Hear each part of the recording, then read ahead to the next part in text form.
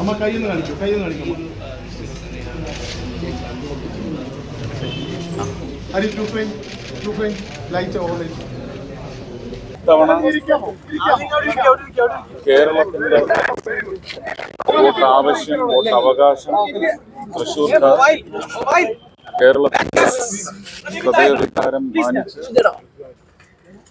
തൃശ്ശൂർ ലോക്സഭാ മണ്ഡലത്തിലെ സമ്മതിദായകർ അവരുടെ ഹൃദയസ്പർശം അവരുടെ വിരൽ തുമ്പിലൂടെ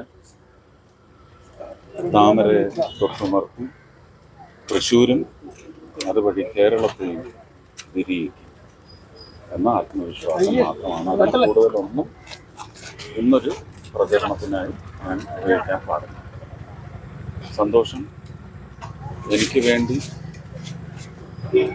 വേണ്ടി എനിക്ക് ആദ്യമായിട്ടാണ് വോട്ട് ചെയ്യാനുള്ള അവസരം. അതാണ് ഏറ്റവും വലിയ മഹത്വമായത്. ഒന്നാമത്തെ വോട്ട് ചെയ്യണമെന്ന് ആഗ്രഹിച്ചു, പക്ഷേ അങ്ങനെ സീനിയർ സിറ്റിസൺ എത്തി, പിന്നെ ബൈസ്റ്റാൻഡർ ഉണ്ടാവും, പിന്നെ ഞാനത് 10ാമതായിട്ട് വോട്ട് ചെയ്യാമെന്ന് നിശ്ചയിച്ചു പോയി.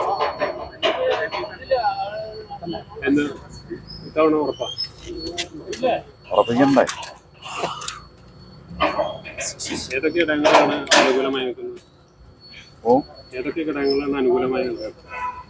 എല്ലാ ഘടകങ്ങളിലും കഴിഞ്ഞ 10 വർഷത്തെയെങ്കിലും MP-മാരുടെ പ്രവർത്തനം അത് ജനങ്ങളുടെ അവകാശങ്ങളിലേക്കാണോ ആ പ്രവർത്തനം ചെന്ന് തിളക്കം ചാർത്തിയത്, അല്ലെങ്കിൽ അവരെ ഒന്ന് സാന്ത്വനിപ്പിക്കാനോ സമാധാനിപ്പിക്കാനോ അവരുടെ ലഭ്യതകൾ ആ വിലയിരുത്തൽ തന്നെ അത് മാത്രം മതി വിജയിക്കാൻ ഏറ്റവും നല്ല ഘടകം. 10 വർഷത്തെ MP-യുടെ ഡ്യൂട്ടി, MP-യുടെ റെസ്പോൺസിബിലിറ്റി അത് ജനങ്ങളുടെ പക്ഷത്ത് എത്ര അത് വിലയിരുത്തിയാൽ മതി. അത് തന്നെയാണ് വിജയസാധ്യതയുടെ വലിപ്പവും. അത് തന്നെ ഇത്ര നീണ്ട ഒരു തെരഞ്ഞെടുപ്പ് കാലം വരുമെന്ന് പ്രതീക്ഷിച്ചാണോ തുടങ്ങിയത്? അത് ഇത്തിരി കടുപ്പായി.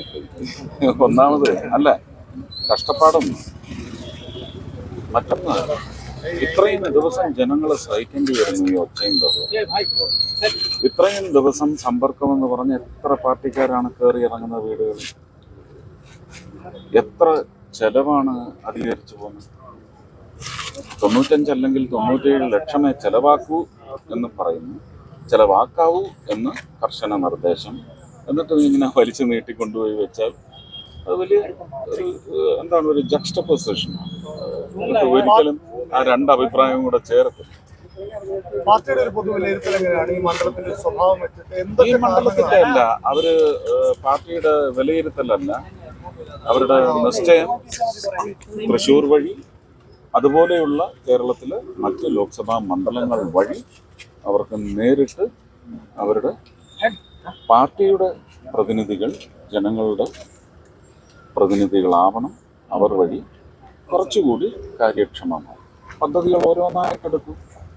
കേരളത്തിൽ മാത്രം എന്തുകൊണ്ട് മുദ്ര എടുത്തു? കേരളത്തിൽ മാത്രം എന്തുകൊണ്ട് നമ്പേഴ്സ് പറയുന്നു? അപ്പോൾ BJP-യുടെ ഗവർണൻസിൻ്റെ ഒരു തീരുമാനം കുറച്ചുകൂടി കാര്യക്ഷമം. അതുകൊണ്ടാണ് ഞാൻ പറഞ്ഞത് കഴിഞ്ഞ 10 വർഷത്തെ മോദി, അതിന് മുമ്പുള്ളത് ഞാൻ വിലയിരുത്താൻ പറഞ്ഞിട്ടില്ല, അതും കൂടെ വേണമെങ്കിൽ വിലയിരുത്തിക്കോ. അപ്പോൾ ആ മോദി ഗവർണൻസിൻ്റെ പൂർണ്ണമായ വിനിയോഗം അർഹരായ ജനതയ്ക്ക് എത്തിച്ചു കൊടുക്കുന്നതിന് ഈ 20 MP മാർക്കും കഴിഞ്ഞ് 5 വർഷം സാധിച്ചില്ല. അതിന് മുന്നിലത്തെ 5 വർഷവും സാധിച്ചില്ല.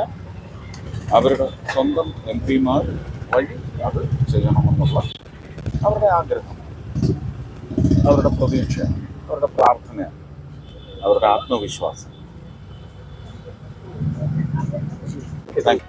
പുതിയ വാർത്തകളും വിശേഷങ്ങളും ഇനി വിരൽ തുമ്പിൽ. എല്ലാ ഡിജിറ്റൽ പ്ലാറ്റ്ഫോമുകളിലും ഇപ്പോൾ സീ മലയാളം ന്യൂസ് ലഭ്യം.